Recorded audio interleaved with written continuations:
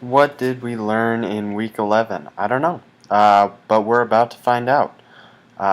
Starting off on the Thursday night game, Indianapolis. Obviously, they have some issues. They were displayed on Thursday night a little bit, but they have the time, the room. They're comfortably ahead in their division to kind of get going and fix those flaws before the playoffs. So they're not in a bad situation, and they still got the W. Tennessee, that was a disappointing loss. They really could have pulled within the playoff race, and kind of now are sitting on the outside looking in. In the last couple of weeks, they could have picked up wins. So it's very disappointing for a Titans team.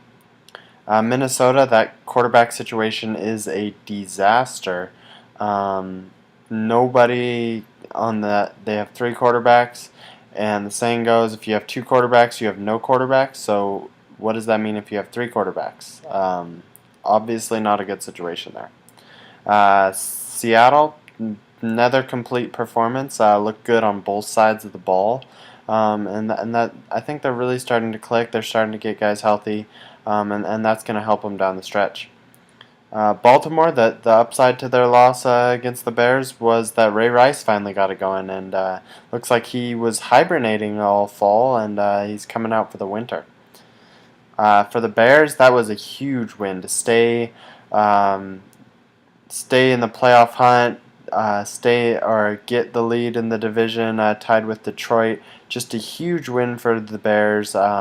Really impressive, just overall performance. They let up a little bit there at the end, but they were able to pull it off in overtime. So just a big win for the Bears, and I'm wondering if they'll be able to rally around this. And I think they might. I think they're a very good chance to be a playoff team there. The Raiders, yeah, Matt McGloin was good, but I think quite the talks about him taking over as a starter. Nobody had any issues with Terrell Pryor. Yeah, he wasn't the most consistent quarterback, but he added a threat on the ground that McGloin does not. So I say stick with Pryor. He's done very well this season, surprisingly well. Hold off the Matt McGloin's quarterback of the future talks. For the Texans, I think Gary Kubiak needs to be fired immediately for that decision to bench Case Keenum. He threw one interception. Before he threw that, he had in the last games he's played, he had 7 touchdowns, 900 yards. You don't bench a guy who's playing so well just because he throws one pick. He was doing well in that game too. So I don't get the move. I don't understand. I get that he said they were trying some up-tempo stuff and he didn't think the young quarterback could handle it. I don't freaking care. You have to handle a young quarterback delicately, and you may want to protect him, but what does that say to him that he is being benched for a guy who has killed your team this year, has been throwing pick six every time he steps out on the field? You can't replace a quarterback that makes a few mistakes in a game if he's been playing well. You just can't. I think it's a dumb decision. I think it's stupid. I think Case Keenum's progress will be halted from this. It didn't help the Texans in any way. You saw Schaub and Andre Johnson getting a screaming match at each other. It's a dumb decision. I don't get it at all. Moving on, though, San Francisco, they really got to watch themselves coming down the stretch. They could very well miss the playoffs, so they are a good team. They need to figure out how to throw the ball to somebody not named Vernon Davis, but they need to watch out, come down the stretch.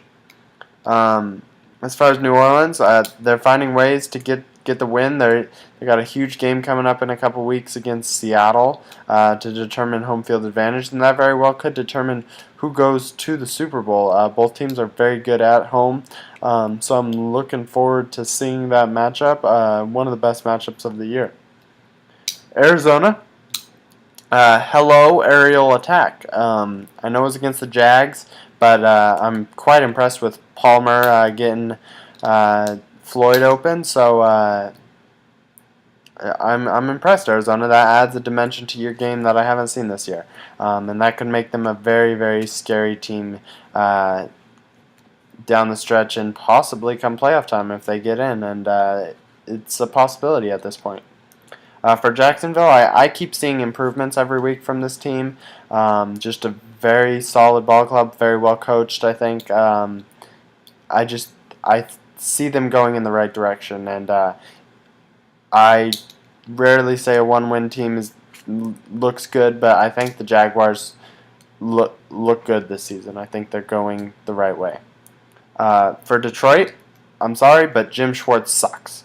I think he's had talent the last few years, and only once has he gotten into the playoffs. I think his decision to not take the field goal was a dumb decision. I don't mind going for it there. What I do mind is the fake field goal. You have had success with Stafford and Calvin Johnson. Go to Stafford and Calvin Johnson then. I just don't get the decision. Cost them the game. I don't care what people say of that. Oh, well, the defense could have halted them. I don't care. As a coach, you have a few decisions a game that can really impact the outcome, and that was one of them. And he screwed up, and he's screwed up several times in his coaching career in late game decisions and clock management and things like that. I think those are the types of things that coaches can affect, and I don't think he's done a very good job of it in his career, and I just don't think he's a good coach. For Pittsburgh, they showed they're not dead yet. They may be old, but they're not in their rocking chairs quite yet. For the Jets, seriously, guys, just a pathetic performance coming off a bye week to a poor team.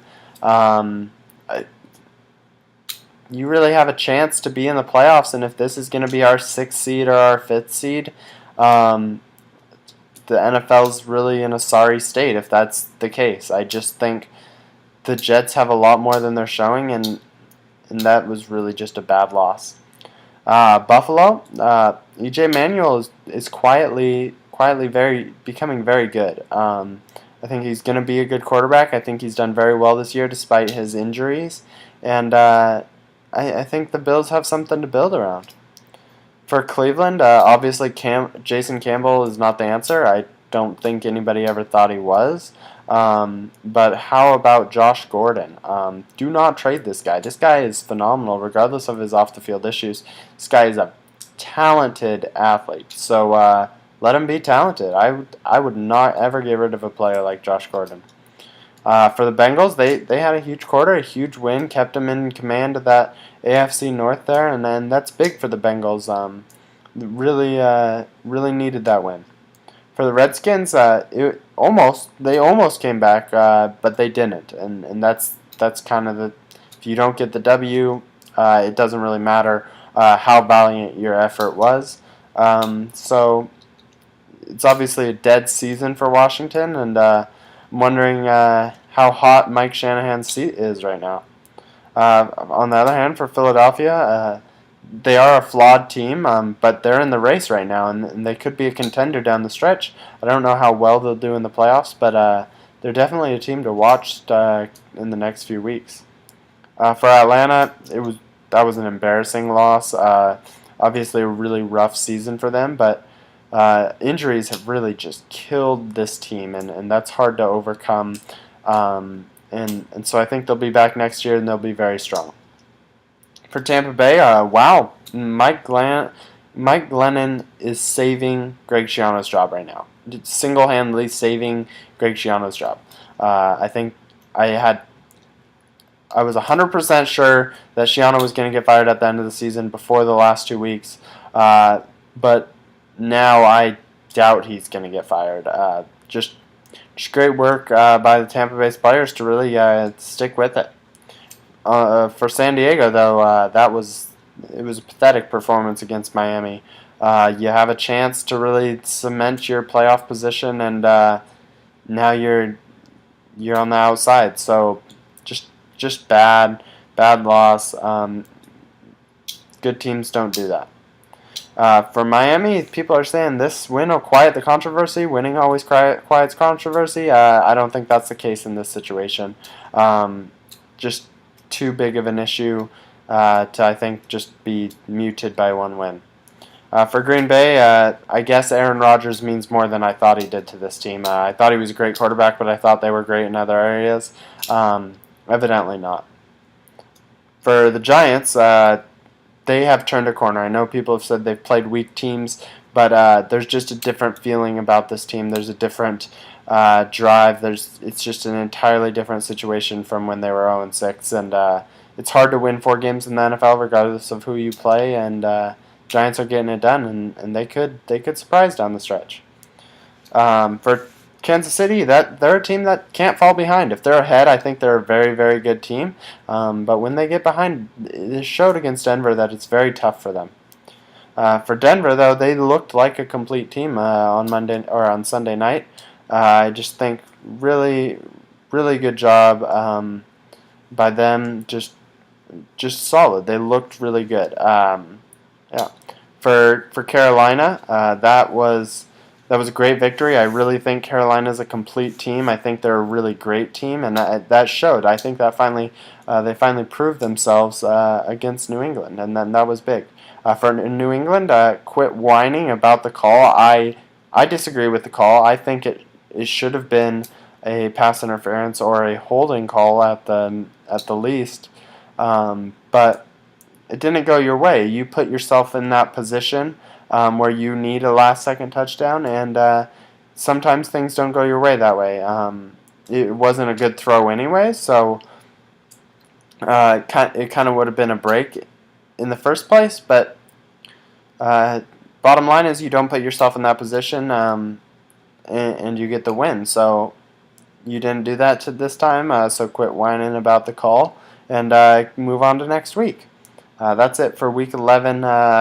What we learned in Week 11. Check out the blog. Follow me on Twitter. My picks will be posted shortly. You know what's up.